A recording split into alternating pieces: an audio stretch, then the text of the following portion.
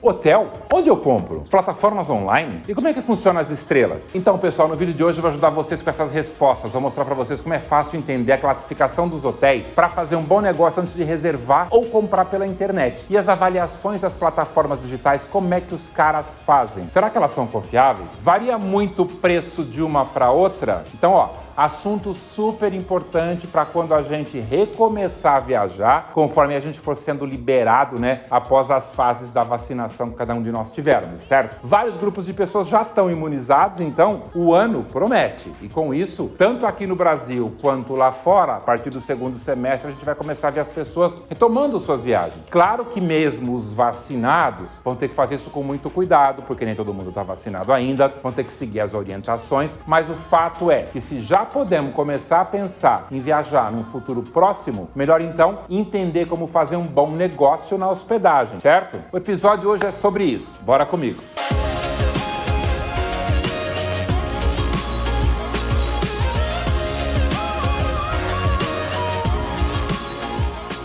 Começando a falar para vocês pelos hotéis. No mundo todo, tem diversas classificações de hotéis e todas são feitas normalmente por associações hoteleiras do lugar ou por ministérios de turismo, tá? E os caras consideram principalmente os serviços, claro, que são oferecidos para nós, os hóspedes, a estrutura do hotel, levando em conta segurança, recepção, postura das pessoas, manutenção, o atendimento para o hóspede, seja em qualquer lugar do hotel, nas áreas sociais, a comunicação, os espaços para reuniões, porque muitos deles são corporativos, qualidade dos alimentos, das bebidas e como é que funciona a área de lazer e como é que ela está instalada. Daí, então, que surgem as tais estrelas. Antes eram de 0 a 5 e agora já são de 0 a 7. De forma simplificada, 0 estrela são os hostels, são as pousadas. E não se enganem, muitos deles são excelentes, tá? Tudo depende da expectativa e de quanto a gente pode gastar, óbvio. Agora você fala, bom, um hotel 1 estrela, o que esse cara tem para oferecer para mim? São quais? São os hotéis pequenos, quartos simples, pequenos, às vezes só com telefone e uma TV. Aí quando você vai subindo para um 2 estrelas, também são hotéis pequenos, claro. Aqueles predinhos, sabe, de 2, 4 andares no geral, que normalmente eles estão instalados perto de transporte público nas grandes cidades. Os 3 estrelas, esses já têm os quartos um pouquinho mais espaçosos, geralmente ficam perto de rodovias, tem até um restaurantezinho de médio porte, mas já tem serviço de quarto,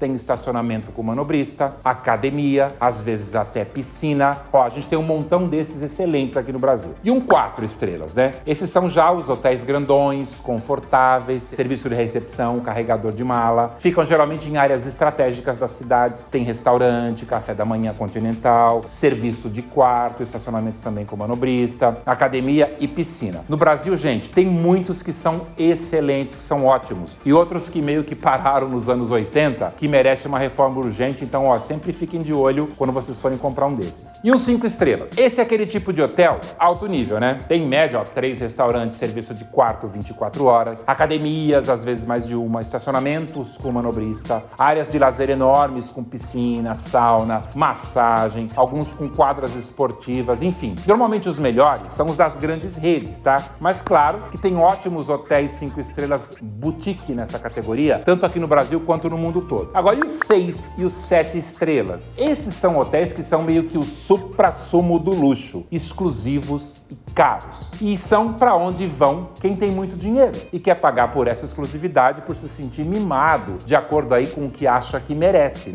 Muitas vezes, dentro de um padrão de vida que a pessoa já tem. São gente que está o tempo todo querendo ser surpreendida por mais e mais, sabe? Fica onde as celebridades ficam, onde elas se casam, ver quem é que está ficando ali também naquele mesmo lugar. Ou seja, é o símbolo do luxo e da riqueza absoluta. É realmente para poucos, até porque, eles são menos de 20 no mundo inteiro, tá? E curiosamente, essa classificação de 6 ou 7 estrelas é dada, sabe por quem? Por eles mesmos, tá? E pela imprensa, porque o hotel tem uma experiência exclusiva, sei lá, tipo um safari, uma piscina com ondas, uma piscina lá no último andar com fundo de vidro, torneira de ouro no banheiro, um restaurante michelado e por aí vai, Eles custam normalmente a partir de $1.000 a noite e alguns chegam a custar $50.000 a noite para 2 pessoas. Olha, acreditem em mim, estão quase sempre lotados. Isso porque, sim, existe público para eles. Deixa eu mostrar para vocês rapidão alguns deles para vocês verem do que eu tô falando, tá?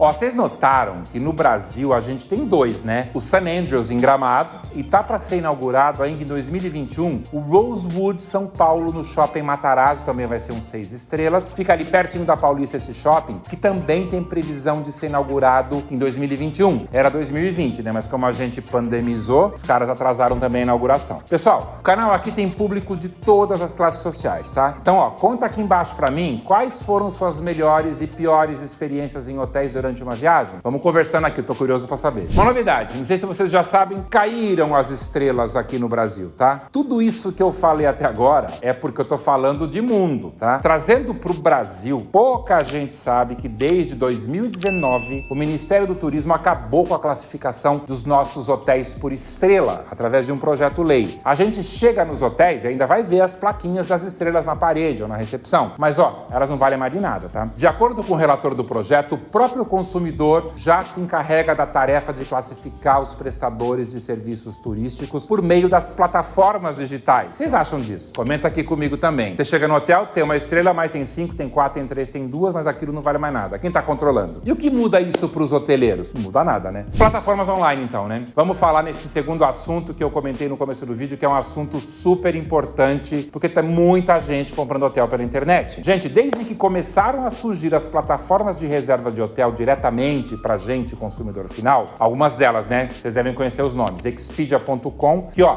também é dona da Hotels.com e da plataforma Trivago, tá? Pra quem não sabia. Aí tem o Booking.com, que também tem no grupo a Kayak. Tem o Decolar.com, que também tem no grupo a Best Day Travel e a Falabella Viagem. Essas são as plataformas que todo mundo mais conhece aqui no Brasil, certo? Mas tô explicando quem é quem nessa fila do pão, porque às vezes muita gente fica pulando de uma para outra, de clique em clique, sem se dar conta de que tá navegando no mesmo conteúdo, que são 3 grandes grupos no final que dominam todo aquele monte de informação que vocês estão vendo. Só a marca é que vai mudando de acordo com a plataforma. Por isso que os preços que vocês forem vendo sempre vão ser os mesmos nessas plataformas que pertencerem ao mesmo grupo. De acordo com o avanço da tecnologia, essas empresas foram absorvendo muitos dados, né? Muitos dados nossos, tá? Para enriquecer absurdamente as bases de informações deles e, com isso, começando a ter dados sobre nosso comportamento de compra e classificação de hotéis. É tipo como fazem as redes sociais. E, com isso, inundando a página deles com um montão de filtro de busca. Pode ver, cada vez que vocês entram tem coisa nova. E, gente, tudo isso fez enriquecer pra caramba os dados da chamada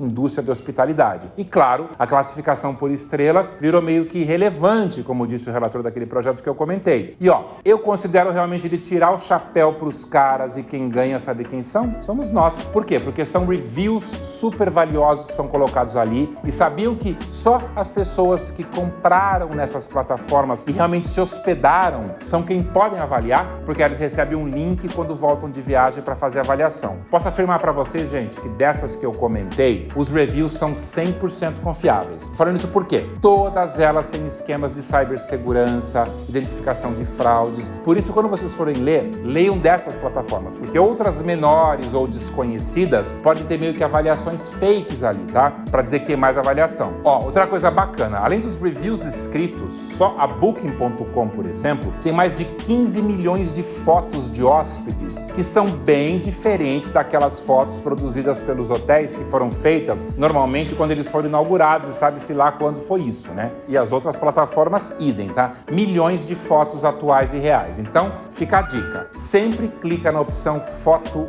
dos hóspedes para você ver as imagens atuais do hotel feitas por gente que acabou de se hospedar e não pelo departamento de marketing do hotel, pra você não reclamar depois. Sabe o que são tarifas escondidas? Isso é outra coisa super importante. Essas plataformas querem que você sempre navegue logado, certo? O que será, hein? Essa, gente, é a forma que o algoritmo tem de capturar todos os seus dados de busca. Te conhecer, saber o que você quer, saber o que você está procurando e depois fazer o quê? Te mandar mensagens, e-mails, promoções customizadas para você. E apesar de eles estarem te cookiando, né? A vantagem disso é que só assim você vai ter acesso às tarifas escondidas, tipo uma parte do site que oferece desconto só para membros. E tem um volume enorme de vendas no mundo inteiro. Às vezes, ó, quem tá logado consegue encontrar descontos de até 50%. Então agora eu tô curioso, quem já usou alguma delas? Qual você prefere? Conta aqui pro Tio Lipe, ó, nos comentários. Qual você achou, por exemplo, que financiava e na hora de fechar a compra teve que pagar à vista? Acabou usando o limite do seu cartão que estava reservando para a viagem. Isso acontece, né? Conta aqui pra mim, tá? Gente, é chover no molhado falar pra quem já viaja o montão de coisas que a gente tem que levar em consideração antes de começar a fazer uma pesquisa. Mas pelo menos 4 são fundamentais que são o meu mantra, tá? Filtrar pela avaliação e nota dada pelos hóspedes, pra mim, ó, essa é a mais importante. A localização que você quer ficar, porque isso muda a sua viagem. O preço que você quer pagar e, principalmente, as condições de pagamento. Quem te deixa pagar parcelado, quem só te deixa pagar à vista. E agora a gente tem um quinto quesito, né? Qual é? Qual hotel tem selo Covid-Free? Tá preparado para te receber sem nenhum risco? Todos os protocolos de segurança estão sendo cumpridos? Será? Considera isso também na hora que você for reservar um hotel. É um item super importante. Definir seu orçamento. Com a pandemia e com a desvalorização do real, quando a gente voltar a viajar, vai perceber que o nosso poder de compra diminuiu. Claro que na retomada os preços dos hotéis vão ser bem mais atrativos que serão, por exemplo, no futuro, em 2022. Esperemos que uma coisa, pelo menos agora nesse ano, compense a outra. Exceto, óbvio, né, nos países onde o real perdeu muito valor, tipo Estados Unidos e Europa, vocês vão achar tudo super caro quando converterem para real. Importantíssimo saber, então, quanto você pode gastar por dia antes de escolher o seu hotel. Por exemplo, você está fazendo um mochilão. Não vai procurar um hotel 4 estrelas numa área nobre da cidade. Você é turista de albergue, de hostel. Se estiver indo com a família inteira, por exemplo, tem que ver se tem um quarto que acomode todo mundo, para você não precisar colocar a família em 2 quartos separados, né? E tem, claro, outros tipos de hospedagem alternativas, né? Tipo quarto compartilhado, para quem, por exemplo, for sozinho e não se incomodar em dividir o quarto com um desconhecido. E tem os apartamentos completos, tipo os que estão no site do Airbnb, que são ótima opção para quem ficar mais tempo num lugar e tiver mais gente para rachar o custo da hospedagem. Tô querendo dizer o que com isso? Se você estava acostumado com um certo padrão de hotel e nesse primeiro momento não vai caber mais no seu orçamento, e você vai encontrar nessas ferramentas de busca várias comparações de preço para você conseguir escolher um que te atenda mesmo assim, mesmo que seja um pouco inferior. Ou que, por exemplo, ao invés de ir para Madrid numa primeira viagem, você tem que ir para Buenos Aires, pelo menos você vai viajar. Pensa o seguinte: mudei meu destino, minha categoria de hotel, não vai ter mais aquele luxo todo que eu estava planejando, mas mesmo assim eu vou viajar. Consegui passar pela pandemia, amém, vou me dar esse presente e a viagem vai ser maravilhosa. É o que a gente tem que pensar. E foca nas plataformas que financiam. Várias parcelam hotéis. Mesmo aqueles em promoção, você consegue pagar em 12 vezes sem juros em muitas delas, tá? Já outras só vendem à vista. Isso pode ser um grande diferencial para você quando for escolher onde você vai comprar teu hotel. E uma coisa importante, hein? Cuidado com as pegadinhas dos preços. Tem muita gente que comete esse erro, tá? Às vezes a gente vê um hotel 10, 20 reais ou 10, 20 dólares mais barato, mas a gente não presta atenção à forma de pagamento. Às vezes os caras podem estar vendendo um preço mais barato, mas não estão incluindo o café da manhã, não estão incluindo as taxas, que o outro já incluiu tudo, tá? Então é o seguinte, tô curioso, conta pra mim se vocês já caíram numa dessas pegadinhas. Por isso, gente, leiam todos os detalhes para comparar os valores e saber o que está incluído ou não. E também não adianta você consultar o preço numa primeira página de um site e não simular uma compra completa até a página final de pagamento, para ver tudo que vai ser somado no seu carrinho de compra. E é esse preço que tem que ser comparado, não da primeira página, tá? Porque no meio tem essas pegadinhas. Ó, e nesse momento, só façam reservas em hotéis e lugares que dão direito a cancelamento sem